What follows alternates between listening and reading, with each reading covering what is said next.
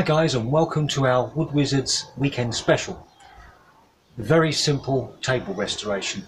Now this is our teak table we were telling you about, which is, it's about 10 years old but starting to look a little bit weathered and worn with the water from the winter, and some of the joints have popped and need repairing, and the other ones just need a little bit of filler here and there before we sand it down and oil it up. Now when you do your repair, the most common tools you're going to need are very simple. It's sandpaper. Now when you use a sandpaper, I strongly recommend you don't use anything more than 150 grit. The lower the number, the coarser the grit. So if it's a P80, it's very coarse and it'll just rip the wood to pieces. Anything more than 150, 200, 300, 400, 500 is going to do literally nothing other than mildly scratch the surface. A 150 grit is ideal for this. So we'll use that and a block of wood. The reason we can use the wood is simply for wrapping around the sandpaper like this to keep a nice flat surface so we don't put any divots in the wood when we're sanding. So when we come to do this, we're going to use the sandpaper to clean up the wood. We will use teak oil to go over the top of it, and there's two kinds of oils really that you can use. There's the common one, which is a spray oil in a bottle, which is okay for a touch up now and then, but if you're doing a proper restoration project like we're going to do, I strongly suggest using a decent teak oil. This one's a cuprinol teak oil, which is very, very good. It gives a nice deep shine, as you'll see later on in the video. So what we're going to do is, before we start doing sanding and oiling, we're going to go over a few repairs. Now the first repair is one simply where the plank here has come rather loose. Let me show you. We have one plank which is here, which I can actually physically move with my fingers. Now it's not much of a movement, guys, but the problem is if one end of the plank starts to loosen and we leave it, then the middle section here, which is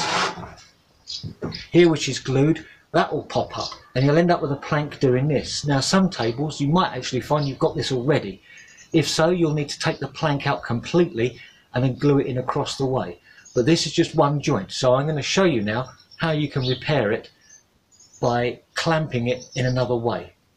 If you have got a break on the edge, it's quite straightforward repair in the sense that you pull it up, you put glue in it and you clamp it. Okay, so if you've got a problem where one of these pieces of wood, the plank here, has come up and lifted, it's quite a straightforward job where you lift the plank up the wood, you put some strong PVA glue in there just around the edge, not too much of it because the more glue you doesn't necessarily mean it's going to be stronger. Pour a little bit of glue in there, and then what you would do is to clamp it down, because if you don't clamp it down, there's a good chance it's going to separate again. In order to do that, we simply put one plank of wood on each side, the underside of the table, one on the top, and then you put a clamp. In this case I have a clamp here, and you literally clamp that up nice and tight, and ideally leave it overnight.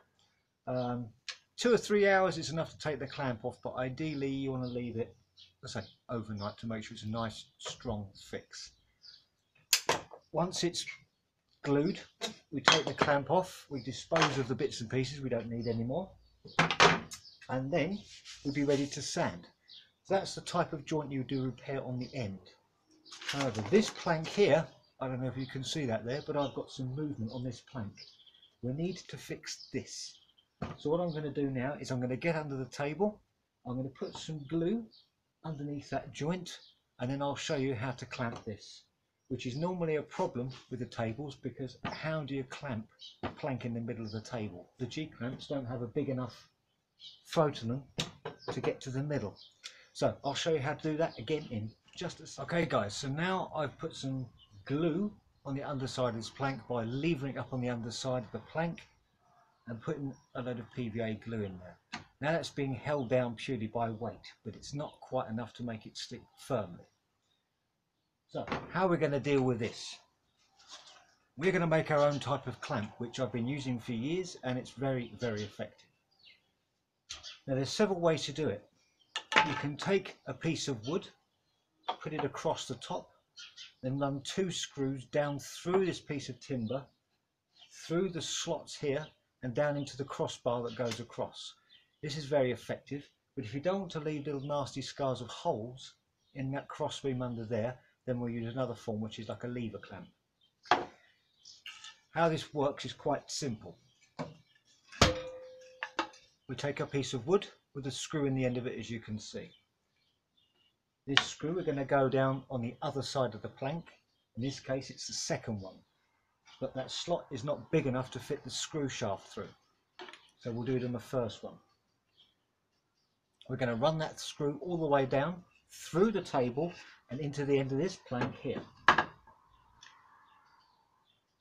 Once we've done that, we're going to put a wedge underneath this plank, and then we're going to clamp it down with a normal G-clamp on this end, thus putting pressure on it and keeping it nice and tight. So I'll come back to you in a second. Okay, I was going to show you the complete thing, but maybe we'll do it together. Let's show you, see how it goes. So we put our screw in there, we're going to run this through the table and into the plank underneath.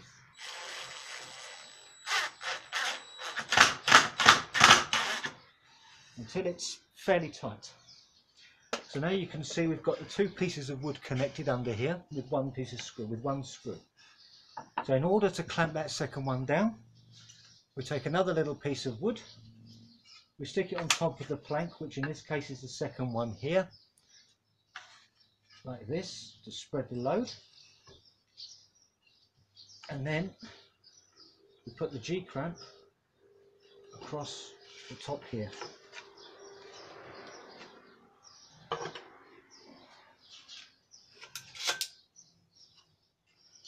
We hold that with our hand, I'll put it across here like this, and then we ratchet up like so. And there, that'll be clamped, and hold that and roughly about 24 hours again in the ideal world. If not, a few hours would be enough just to hold it, but ideally leave it overnight, and then you know it's absolutely strong as an ox. We'll come back to you later when this is set. Okay, see you in a couple of hours. Okay, I've come back now a couple of hours later. Hopefully that's set quite nicely. Let's see. Remove our clamp,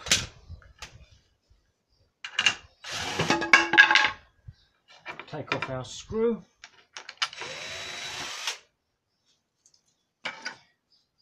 and remove our piece, and that seems to have held perfectly. And using that method, you don't scar up the table, put any extra holes in it that are not necessary. Now we've done that, we're going to get on with sanding. Now with all these tables, you tend to find after a while the joints start to open up a little bit. This is not a problem, you can leave it as it is, but in the ideal world, really we need to close these gaps. The easiest way to close the gaps up, you can either go to your DIY shop and buy some wood filler, which is the ideal method, but another way, and is probably a better way, is to actually use the sawdust we've produced from sanding and a little PVA glue. That acts as a wonderful filler. And in order to do this, it's very easy. We sand a small area of the wood like this. You gather the sawdust, you literally put a little bit of glue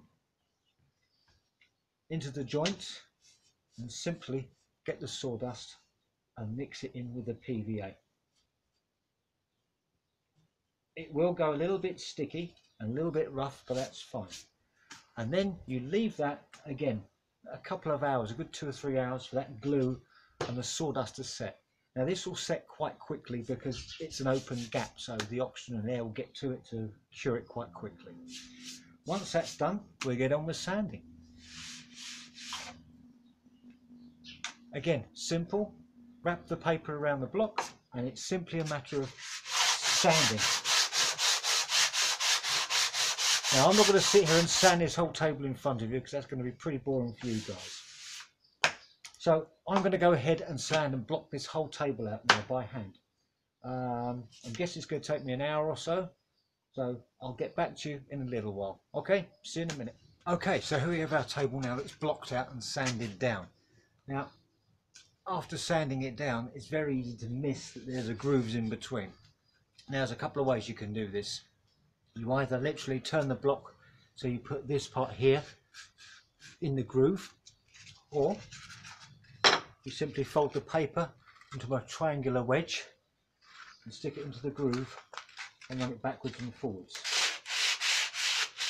That's cleaning out everything in the middle of the groove there.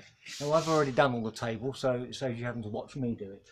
So now we've done our blocking and we've sanded it all down, I'm going to wipe it down. Now, the best thing to wipe it down and get all the dust is basically a slightly damp cloth, and that will get rid of all of the dust. So I'm going to do that now, wipe it all down, prep it up and get ready for the oil. See you in just a minute. Okay, after wipe down, it's important to use a damp cloth because the amount of dust that gets stuck in the grain is an awful lot. If you don't wipe it down properly and just use a dry cloth, you get little bits of sand, sawdust that gets stuck in the wood. Now this is okay, but when you stick the oil on, it becomes all bumpy and not smooth. Now, to give you an idea, that is the colour of the rag once I've wiped it down with the damp cloth. That's all the stuff that comes off it, okay? So again, important to give it a good wipe down, get rid of any sand, any sawdust, sorry. Okay, so we give it a good wipe down again.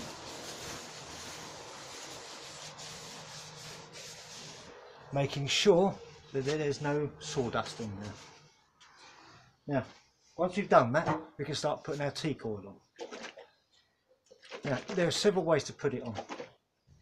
The one that most people are familiar with is simply, you get your rag and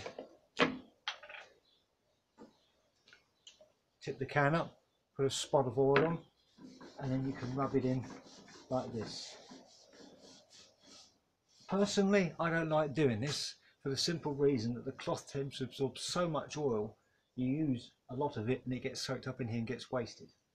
What I prefer to do is to paint it on with a brush and buff it off. So I've got an old pot here. Now these pots are fantastic. I just had to have a Chinese last night just so I could get a pot. Take a pot, put a little bit of oil in and just paint it on. Now you don't have to worry so much about doing such a thick coat. Work it in, okay? And you can see straight away the difference in the colour compared to the cloth. And again, you put it in, let it soak in a little bit. Once you've let that soak in for 30 seconds to a minute, you then get your cloth and then you buff it up. Now, the first one will soak up an awful lot. The reason being is because we sand it right back to the bare wood, okay? Now, if you're not doing a thorough sand right back to the bare wood, you can literally give a light tickle with very light sandpaper and use the spray. So that's just a top up to keep on top of the wood. So maybe in 6 months when we see it's getting a little bit faded again, put a bit of the spray teak oil, buff it up and it's perfect. But this is a deep, complete restoration back to the bare wood. So I'm going to go and give this a first coat, okay? So next time you'll see me, the whole table should look like this. See you in a flash. So there you have it, guys. That's after giving it 2 coats of teak oil with a brush and then a buff off with a soft cloth. Now, naturally your cloth is going to get a little bit dirty when buffing it off, but the end result is much better. The crowning glory for my table is a centerpiece, which is basically a little brass ring. So all I do is just give it a light sand just to clean up the dirt on it, which just takes up a few seconds to clean up, just to clean all the dirt off of it, and roll it up the sandpaper like this and just clean the centre of it out.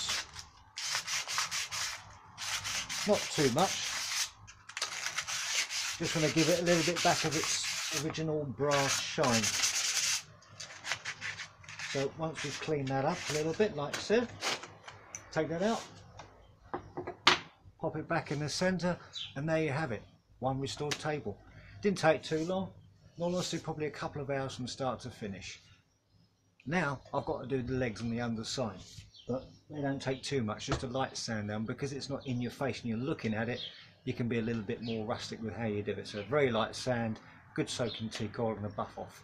So probably about another hour to do under there. So all in all, from top to finish, top to bottom, start to finish, is about 3 hours. But then you have a fantastic table ready for the summer. Imagine that with a few frappes on it, a few dishes with some salad for lunch, and fantastic. So there you go, that's our little table restoration. If you like the video, please leave a comment, or if there's something you'd like us to have a go at doing something different, let us know. Until then, take care and see you during the week. Bye guys.